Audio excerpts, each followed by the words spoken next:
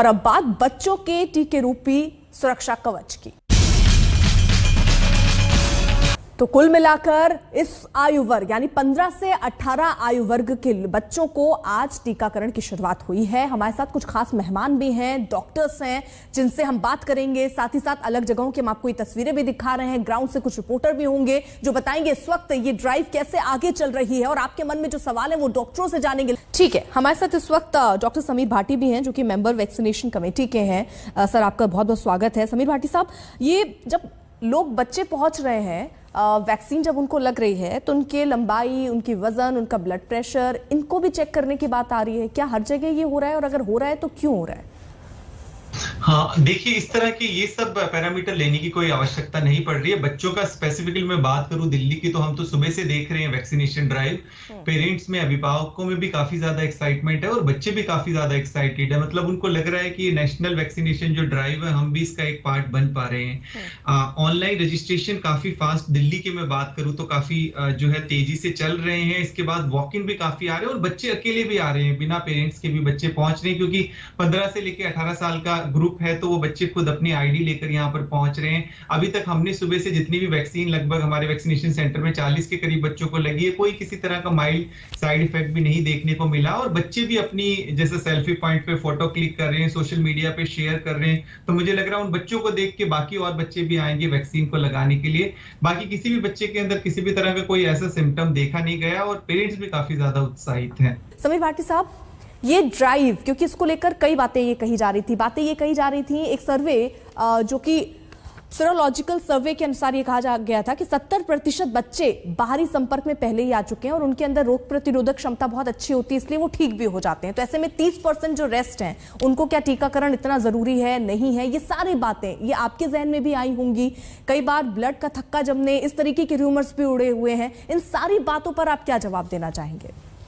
हाँ, देखिए, जो हम हेजिटेंसी का बात करें तो शुरू में हेजिटेंसी थी जब हमारा वयस्कों के लिए वैक्सीनेशन ड्राइव चल रहा था। पर बच्चों की मैं बात करूं, जैसे अभी कुछ दिनों से, जब से 1 तारीख से जैसे वैक्सीनेशन का ओपनिंग हुई है, बच्चों के, जो पेरेंट्स के, अभिभावकों के जो सवाल आ रहे हैं, वो एक वैक्सीन की सेफ्टी को जो लेके आते हैं, बेसिक सवाल सिर्फ वो आ रहा है। उसमें हम उनको बिल्कुल क्लियर कर देते हैं कि अभी जिस तरह से कोवैक्सीन लगना शुरू हुआ है, इसका ट्रायल हो चुका है बच्चों के ऊपर, इस एज ग्रुप के ऊपर, वो पूरी तरह से सेफ मानी गई और वो वैक्सीन अडल्ट्स को भी लगी थी। तो किसी तरह की साइड इफेक्ट को जो है लेकर इस चीज को पेरेंट्स को चिंतित होने की जरूरत नहीं है। इसके अलावा एक हेजिटेंसी जो थोड़ी सी है वो ये है कि पेरेंट्स का सवाल रहता है कि अभी और भी कोई वैक्सीन अप्रूव होने वाली है तो क्या हम रुक जाएं, हम वो वैक्सीन लगाएं, क्या हम यही वैक्सीन लगाएं?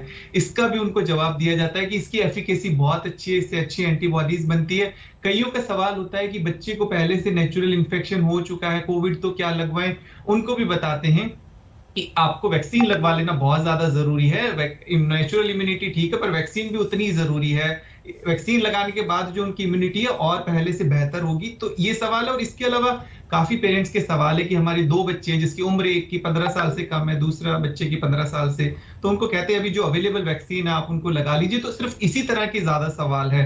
हाँ, ज्यादातर ये भी सवाल आ रहे हैं सुबह से कि अभी जैसे कोविड फैला हुआ है तो बच्चों को क्या वैक्सीनेशन सेंटर पर लेकर आना सेफ है कि नहीं, वो भी हम उनको बता देते हैं कि बिल्कुल इसी तरह से जो है अपॉइंटमेंट्स बच्चों को दी जाती है। और जैसे गवर्नमेंट ऑफ इंडिया की गाइडलाइंस भी है कि बच्चों के लिए अलग से जो है अरेंजमेंट किए जाएं, अडल्ट्स के साथ उनको हम मिक्सअप नहीं कर रहे हैं। तो ये सब चीजों का वैक्सीनेशन सेंटर्स पे विशेष तौर पर ध्यान रखा जा रहा है। और स्कूल्स भी काफी मूव कर रहे हैं, आगे बढ़कर आ रहे हैं। प्राइवेट स्कूल्स भी जो टाई अप कर रहे हैं हॉस्पिटल्स के साथ कि उनके भी वहां पे वैक्सीनेशन ड्राइव शुरू हो सके। तो ओवरऑल मैं समझता हूँ कि काफी अच्छा चल रहा है।